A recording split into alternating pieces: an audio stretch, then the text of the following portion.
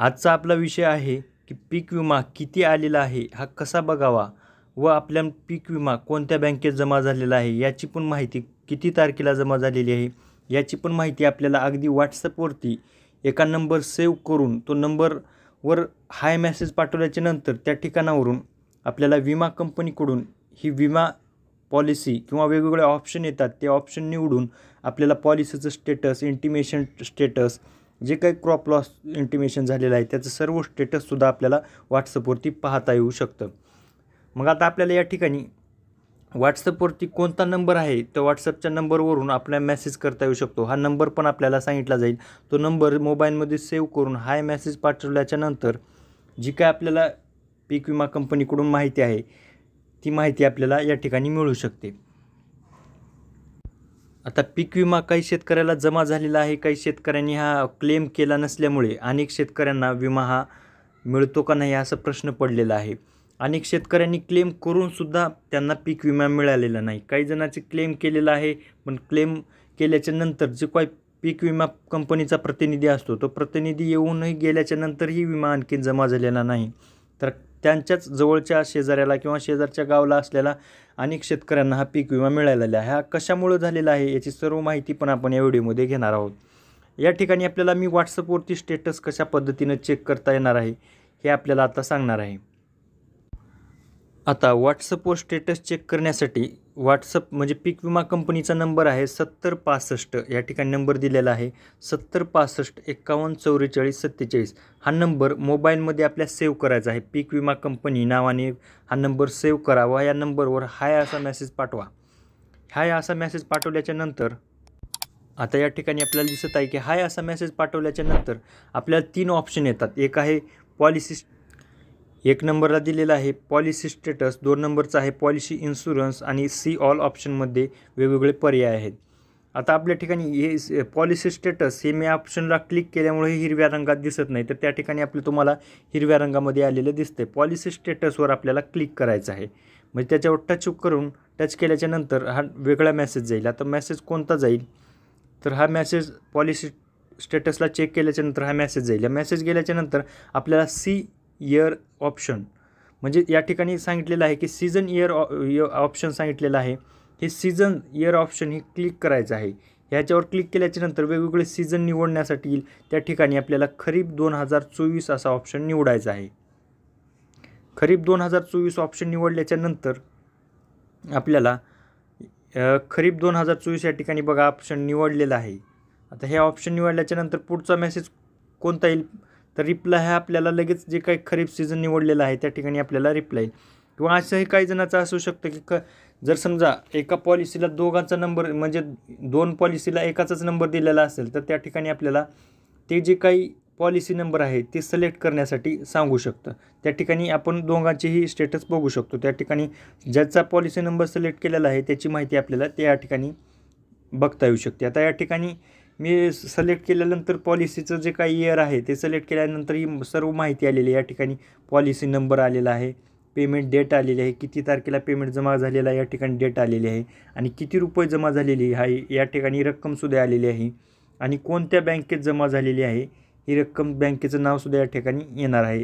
ही payment system ही TBTद्वारे म्हणजे आधारद्वारे हे आपल्याला पेमेंट मिळणार आहे. आता या ठिकाणी माहिती जी हाईड केलेली आहे ती काही सिक्युरिटी रिझनमुळे ही माहिती हाईड केलेली आहे ब्लॅक कलरमध्ये. तर प्रत्येक शेतकऱ्यांनी हा 7065 51 44 47चा व्हॉट्सअप नंबर हा सेव्ह करून ठेवा. ह्या व्हिडिओ बघत असाल तर तुम्ही ह्या व्हिडिओचा स्क्रीनशॉट काढा जेणेकरून तुम्हाला हा नंबर नंतर मोबाईलमध्ये सेव्ह करून हा मेसेज पाठवता येऊ शकतो. ह्या व्हॉट्सअपवरून आपल्याला जे काही यापुढे पिकाचं नुकसान होणार आहे ते पिकाचं नुकसानसुद्धा, नुकसानीची तक्रारीसुद्धा फोटो वगैरे काढून सीझन निवडून आपण त्या नुकसानीची तक्रारी आपल्याला करता येऊ शकते व्हॉट्सअपवरूनच. ते ॲप्लिकेशन वगैरे डाउनलोड करण्याची आवश्यकता नाही. आता अनेक शेतकऱ्यांनी हे पीक विम्याचं जे काही क्लेम आहे ते क्लेमच केलेलं नाही, फोटो वगैरे काढून त्या ठिकाणी ॲप्लिकेशनवर क्लेमच केलेलं नाही. तर अशा शेतकरीही बरेच शेतकरी ऑफिसलासुद्धा चक्रा घातलेले दिसून येत आहेत आपल्याला. अशा शेतकऱ्यांनी आणि बऱ्याच शेतकऱ्यांचं क्लेम करूनही पैसे आले नाहीत. काही शेतकऱ्यांनी क्लेम तर केलंच नाही, पण त्या क्लेम न केल्यामुळे आता त्यांना क्लेम का केलं नाही असं विचारल्यानंतर ती सांगतात की याच्या अगोदर काय असं क्लेम करायचं होतं का, सरसकटच पीक विमा मिळत होता असं त्यांचं म्हणणं असतं की. परंतु आता ही प्रत्येक वेगवेगळं ऑनलाईन झालं असल्यामुळे हे क्लेम करणं महत्त्वाचं आहे. कारण क्लेम केलं तरच पीक विमा कंपनीला समजेल की किती नुकसान झालेलं आहे कोणत्या शेतकऱ्याचं. तर क्लेम करण्याच्या अगोदर हे समजणं अवघड आहे पीक विमा कंपनी असू द्या. म्हणजे प्रत्येक शेतकऱ्याला विनंती आहे की प्रत्येकाने क्लेम करत चला. पीक विमा भरल्यानंतर जे काय पाऊस पाणी वगैरे वादळ आल्यानंतर पिकाचं नुकसान झाल्याच्या नंतर हे क्लेम करणं महत्त्वाचं आहे. 48 ते 72 तासाच्या आत क्लेम करणं महत्त्वाचं आहे.